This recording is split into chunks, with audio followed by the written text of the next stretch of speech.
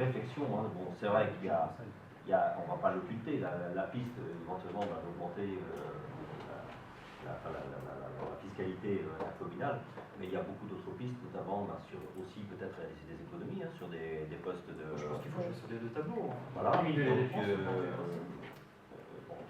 a cela. Enfin bon, il y a eu 6 ou 7 pistes notées. Donc là, pour l'instant, il n'y a pas eu de débat réel et d'orientation prise. Donc il faudra effectivement mesurer les incidences sur les citoyens et sur les communes de la communauté. Donc bon, tout ça, pour l'instant, rien n'est débattu, rien n'a été décidé. Mais bon, nous, la commune, il est vrai que bon, quelque part, moi je suis mal placé si je mets, je vous dis aujourd'hui, il faut absolument qu'on augmente nos taux, parce que bon, je serai un des premiers de la communauté de communes à conseiller aux communes de maintenir les taux jusqu'à ce que le pacte financier soit voté, soit acté. Parce qu'à un moment donné, ben, c'est vrai que là, les communes se disent, oui, mais si on part sur une fiscalité additionnelle à la commune, ben, quelque part, nous, on ne pourra plus augmenter par la suite. Je suis désolé, il y a peut-être d'autres moyens, effectivement, que ce soit la commune peut-être qui met une fiscalité additionnelle, mais qui, après, joue la solidarité vis-à-vis des autres communes. Est-ce qu'ils jouent? Pardon? Est-ce que ça joue? Ah non, mais bon, après, voilà, il faut y réfléchir. Je dirais qu'aujourd'hui, rien n'est décidé. Donc, nous, la commune de Carroux, je dirais qu'aujourd'hui, bon, c'est vrai qu'il y a une baisse des dotations de l'État, ça, il ne faut pas se le cacher. Si nous avons pris la décision de ne pas renouveler les animations périscolaires, c'était justement parce que, ben, effectivement, nous n'avions pas engagé 16 000 € pratiquement à charge de la commune donc pour les années suivantes. Donc on préférait arrêter tout de suite, sachant qu'à terme, jusqu'en 2017, il est prévu donc effectivement moins 47 000 € de dotation sur la commune. Alors c'est vrai que quand on regarde un résultat, on sort un résultat de 110 000 à l'année, ben 47 000 €, ça représente 40% pratiquement de ce résultat. Mais la présentation des solutions, c'est pas un encouragement à augmenter la pression fiscale. On est bien d'accord. Je confirme les propos de M. le maire, c'est 47 000 de 2013 à 2017 en cumulé que la commune va perdre en dotation d'État. 47 000, ça fait un peu plus qu'un ETP, un équivalent. Là aussi, c'est du conditionnel. J'espère l'association des maires de France. L'association des maires de France monte un peu au créneau. C'est avancé comme une solution.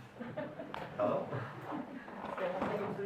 La comparaison à l'EPP, c'est une solution. Avec les charges sociales, oui.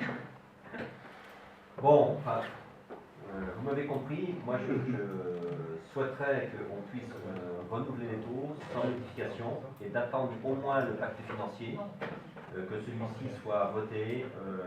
On aura vraiment beaucoup de débats encore à la commune sur ce pacte financier, parce qu'à un moment donné, il va falloir faire jouer la solidarité. Alors déjà, on ne pouvait pas faire seul, mais on ne pourra plus faire seul, encore moins pour l'avenir. Donc, à un moment donné, c'est à la fois les comités de communes, à la fois les communes, nos communes, qui vont être impactées par cette baisse de dotation. Les autres maires, ils font partie de la communauté de communes. Ouais. Ils sont au courant. Oui, ils sont Oui. ouais, Oui. c'est vrai. Ils vont monter. Oui, il y en a certains qui ont augmenté Alors quand même. nous, on joue la solidarité et eux, ils ne jouent pas. la majorité, elle augmente. Ouais, donc, Et bien, on prendra les décisions qui s'imposeront après, par la suite. Peut-être que dans le cadre du pacte, on tiendra compte aussi peut-être des communes qui ont joué la solidarité et qui... Bon. Alors par contre, il y a quand même, pour rejoindre les propos de M. Bioret, il y a des communes qui ont augmenté leur imposition parce qu'elles étaient dans une situation critique aussi. Elles ont augmenté parce que, effectivement, l'année dernière, on avait fait le calcul, on avait vu que ça ne basculait pas grand-chose. L'incidence est... Voilà. C'est pour ça que je dis, il est préférable parce que vous voyez, lorsqu'on joue sur les taux, c'est toute la population qui quelque part en subit les conséquences. C'est-à-dire qu'à un moment donné, si nous prenons 1% de plus, c'est toute la population qui subit ce 1%. Un petit bémol, sauf qu'il y a quand même une modulation. Vous pouvez très bien décider d'en augmenter qu'un sur les trois. Qu'un des trois taux. C'est pas obligatoire d'augmenter les trois de façon uniforme. Bon.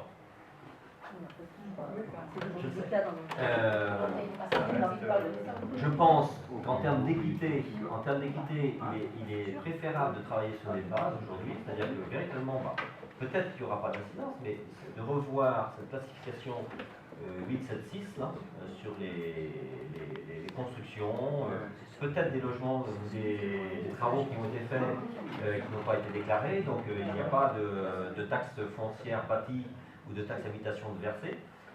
Bon, tout ça, il faut qu'on y travaille. Et je dirais que si véritablement on s'aperçoit qu'effectivement il faut réévaluer certaines constructions, certaines habitations, je dirais quelque part c'est une certaine équité vis-à-vis des autres concitoyens qui, eux, payent normalement leur taxe d'habitation.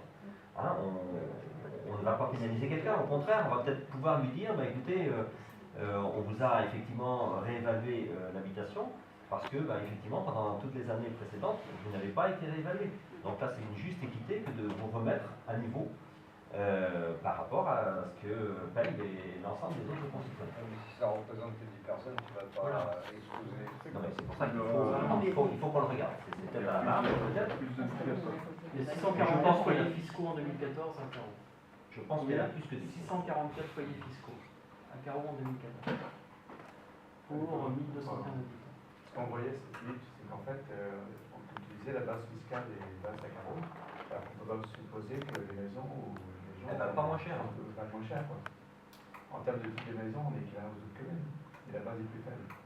On n'a pas des maisons moins bien faites qu'ailleurs. La valeur locative. Bon, c'est vrai qu'on a toujours été considéré comme relativement faible. La valeur locative de la commune en 2014, c'est 1939 €. Valeur moyenne départementale, 2480 €. Oui, parce que Par rapport c'est à peu près logique, par rapport à la côte et tout. Mais c'est vrai que ça nous a toujours été signalé au travers des commissions CCID. Bon. C'est la réalité. Oui. Quand tu parles de pacte fiscal au niveau de la communauté de communes, est-ce que les taux d'imposition servent aussi après, une fois que le pacte fiscal sera adopté par la communauté de communes, qu'on nous dise, Caro, vous aviez, je sais pas, 13%, donc vous avez 13% de la taxe d'habitation de la communauté de communes, et que d'autres communes qui sont à 17%, on leur dit, vous avez 17%. C'est ce qui s'est passé dans d'autres communautés de communes. Qu'on ne soit pas verrouillé là-dessus. Ça, c'est difficile de répondre. Hein. L'objectif, effectivement, ne sera pas forcément celui-là, parce qu'à un moment donné, je pense qu'il faudra effectivement se baser sur un taux moyen communautaire. Ouais. Alors, est-ce que, effectivement, dans le pacte financier, ce n'est pas de dire, écoutez, les communes qui sont en dessous, effectivement, on vous autorise à remonter. Les communes qui sont au-dessus, on ne vous donne pas l'autorisation d'augmenter parce qu'effectivement, il faut aussi jouer la solidarité. Bon, je dis ça, mais bon, c'est sous toute réserve et c'est vraiment au conditionnel. Je pense qu'à partir du moment où on rentre dans une discussion du pacte financier, je dis maintenant, c'est effectivement, bon, allons jusqu'au pacte financier, on voit ce que ça donne et ensuite, effectivement, on prendra des décisions. Mais aujourd'hui, prendre une décision alors qu'effectivement, on est en pourparlers de réaliser ce pacte financier, bon, je dis c'est un peu dommage. Et les communes qui l'ont fait, bon, je dirais que malheureusement, c'est peut-être pas forcément jouer la solidarité intercommunale. Ils sont pour Sauf si véritablement elles avaient l'obligation de le faire, du fait de leur situation financière. Ça, je peux comprendre par contre. Ça, je sais qu'il y a des petites communes qui ont augmenté parce que bon, elles étaient déjà clac, mais en sachant que 1%, on l'a vu, l'incidence est 3 000 €. Donc c'est même pas parce qu'ils sont ric-rac. Ça change pas. Voilà, je pense que sur le principe, il y a quand même une malhonnêteté de la part. Je parle de pacte, je suis désolé, ça fait rire. Oui. Bon, si vous le souhaitez, on peut mettre aux voix habitat secret. Il y en a un qui me demande. Nombre d'habitations déclarées et nombre de... Le foyer Oui, fiscal. Le foyer des âges. 640. Et les annonces. Oui, c'est ça, Ils oui. sont officiels. 644 foyers fiscaux. Pour Il y a 1215 habitants 1215 en habitants. 2014, donc chiffre INSEE, hein, parce qu'il y a des communes il y a une commune qui a contesté les chiffres, mais c'est le chiffre INSEE, ministère des Finances et de l'Intérieur, donc je confirme. Et, Deux personnes en moyenne à peu près. Oui, ça va. et donc valeur locative moyenne, commune 1939 et moyenne départementale 2481. c'est départemental. Oui, voilà. Oui, quand il faut Après, la côte sur la côte. C'est et- bien. 644 foyers fiscaux, Vous ne l'avez pas communauté de communes, par exemple. Il faudrait plus comparer communauté de communes. Ouais, voilà, parce que. et parmi ces 644 foyers fiscaux, 42,5 sont non imposables. Combien sont dans l'imposable? 42,5. Oui, il y a beaucoup de... Bah oui, C'est Ça énorme. veut rien dire. Oui, mais par rapport à la population, par rapport à la population.